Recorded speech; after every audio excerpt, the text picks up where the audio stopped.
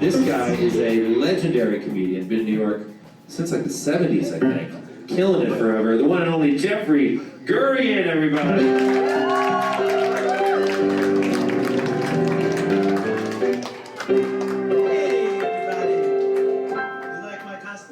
His costume is one studded collar. Well, I'm very excited. Yeah. I always wanted to be part of a slideshow. Fantastic. When you were a kid, you're like, if only I could be part of a slideshow one day. It just shows you if you're not careful, your dreams are liable to come true. Yes, if you leave with anything tonight. You gotta watch out what you dream for. Yes, so you've got a funny story for us. That's kind of scary. I do. I just want to say I'm so excited. I wish I could have been here tonight. Unfortunately, I'm out of town. Is that too weird? I don't know. That's why I booked you, because I know you weren't going to be around. I did that one night. I said to the audience, I wish I could have been here tonight, but unfortunately, I passed away this morning. And a guy in the front was trying to figure that out. And I heard him say to his friend, what is he, a ghost? Which would have been perfect for Halloween. Right. No, and I'll tell you how I came up with that. I was reading the paper, and I came across an article that said the police found a body floating in the East River, and I found myself thinking, gee, I hope it wasn't me. True. As sick as that is, it's a true story. Yeah. So I do have a story. Yes. Which you thought would be appropriate for Halloween. A scary, but hopefully comedy story about my heart attack. Okay. Want to hear it? I want to hear a story. Yes. The date was December 17th, 2015, which I'm sure you'll all remember was a Thursday.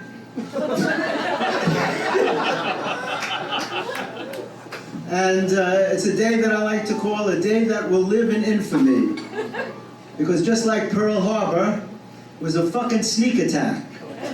I had never been attacked by any organ before, but my heart snuck up and attacked me. It was really weird. And I had never been sick a day in my life. And the night before, not to drop names, but I was out partying with the Sirius XM people. Yeah. It was their holiday party. And they happened to have it at a Jewish restaurant called Sammy's Romanian. If you know about Sammy's Romanian. That should have gotten a lot bigger applause. Their specialty is serving bowls of cholesterol. So the next day I woke up and I had this weird feeling in my chest, and I would rub it, and it felt better. It would go away, and I'm like, this is probably nothing. It's probably from working out, because I reasoned to myself, you can't rub away a heart attack, right? So I had an appointment that day with a new chiropractor. Now, he wasn't new, he was new to me. It was my first appointment with a chiropractor, and I told myself, well, if it's a muscular problem from working out, I'll go and maybe he can take away the pain. Then I looked out the window and it was pouring rain. And I hate to admit it, but I don't like to go out in the rain because of my hair. No one saw that coming. It's sick but true. A lot of women could probably relate to that. Anyway, so my first thought was maybe I should get back into bed and blow off the whole thing. And that was the first lucky thing, because a lot of people who are having a heart attack, and I didn't know at the time I was having a heart attack, but a lot of people get back into bed and they never get out again. So I decided I'm going to go, I'm going to keep my appointment, right. And I get on the subway and the pain's getting worse and I'm rubbing and it's feeling better and it's getting worse and I'm rubbing. I get off and I have about 6 blocks to walk, and I don't know why, but I turned down 50th Street, going towards Radio City Music Hall. I'm on 6th Avenue, turn down 50th Street, and I think to myself, maybe I should tell someone. But then I thought, it's very awkward. How do you tell someone you think you're having a heart attack, right? Because what if you're not? You look very strange. You can't just... So I turned down 50th Street towards Radio City, and I see a police van with 4 cops in it. And I walk over and I tap on the window, and I say in my most polite way, I'm sorry to bother you, but I think I'm having a heart attack. And the cop says to me, well, I think you should go to the hospital. And I was like, well, that's why I'm telling you. I'm not just telling everyone. My thought was they would say, hop in, they put the siren on, and they drive me to the hospital. But that's not what happened. The cop said to me, well, we're stuck in traffic. It'll probably be faster if you walk. So I said, well, where's the nearest hospital? And he didn't know. None of the cops knew. So he takes out his phone and he starts looking for hospitals. I have to picture, it's pouring rain, standing there with an umbrella, leaning against the police car. And he says to me, do you have Google Maps? And at the time I didn't. So I said, no, I don't. He said, well, I think you should download Google Maps. I'm not embellishing. This is really what fucking happened. I walked away because I thought my life is a Woody Allen movie. This can't even be happening. I tell the cop I'm having a heart attack. He tells me to download Google Maps. But I could only get another half a block. I get to the corner of 6th and 5th. I see the Jimmy Fallon sign, and I'm thinking to myself, don't let me die before I do Fallon. I swear. That's the craziest. So anyway, there's another cop there on a walkie-talkie.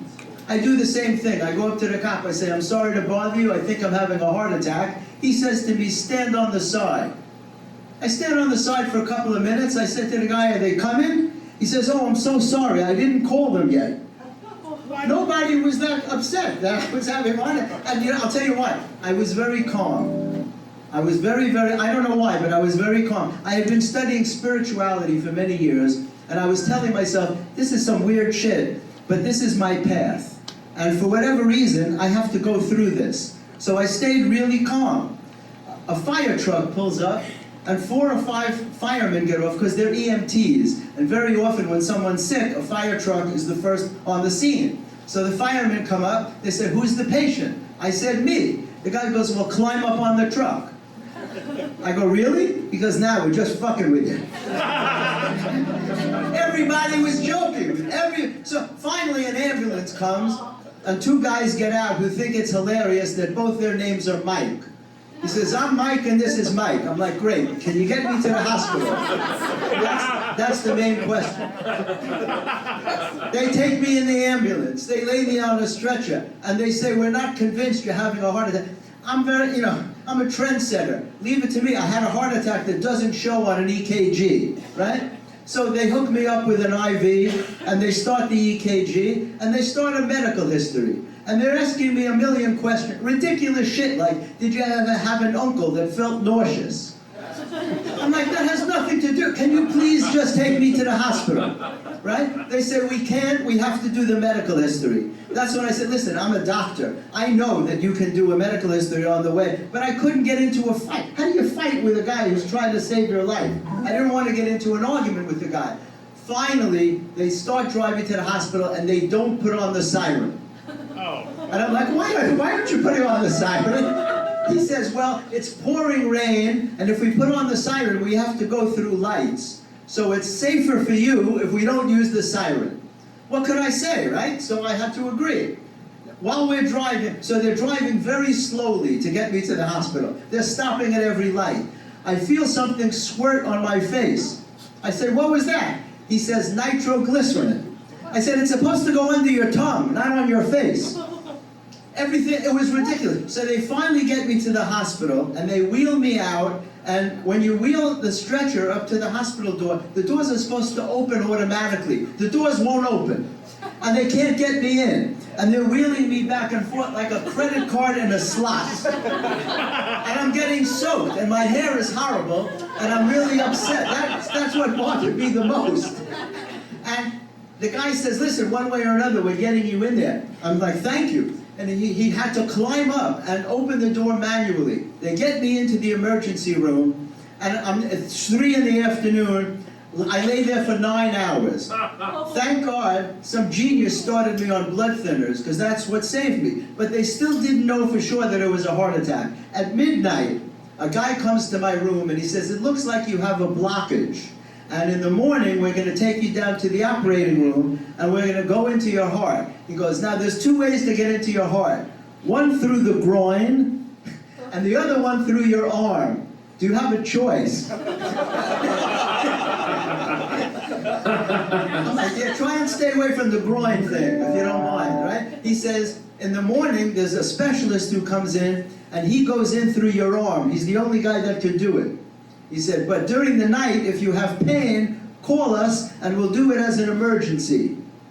I'm like, fuck that. I'm not, I don't want to remember who's on duty in the middle of the night, like a third-year medical student. I'm like, I want the guy who goes in through the arm, right? So during the night, I had pain, and I woke up and I had pain, and I'm like, I'm not calling anybody. I just said a prayer, and I went back to sleep.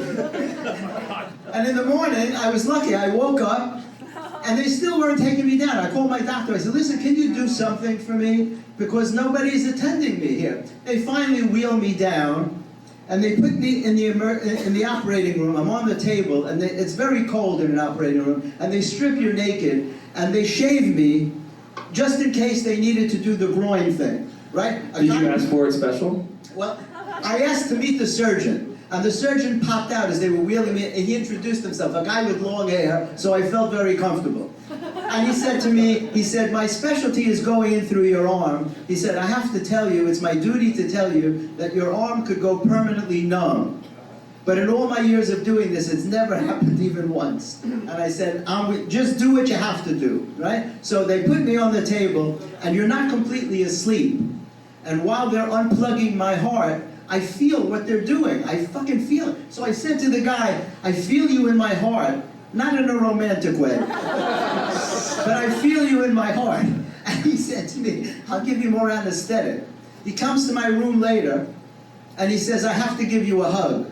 He says, first of all, you're a miracle that you survived. It turns out I had one of those, what they call a Widowmaker heart attack.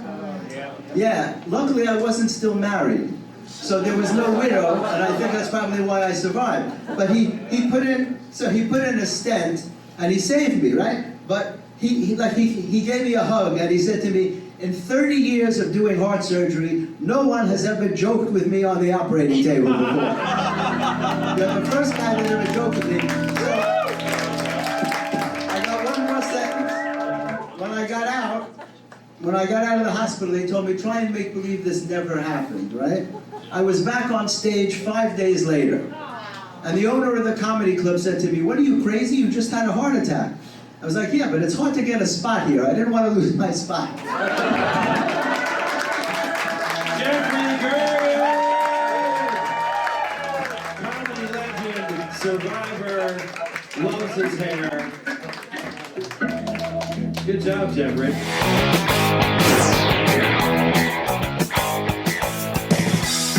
Hey guys, thanks for watching Comedy Matters TV. To check out some of our other videos, click on the boxes on either side of me. And don't forget to like, comment, and subscribe. Not just for me, but for my parents.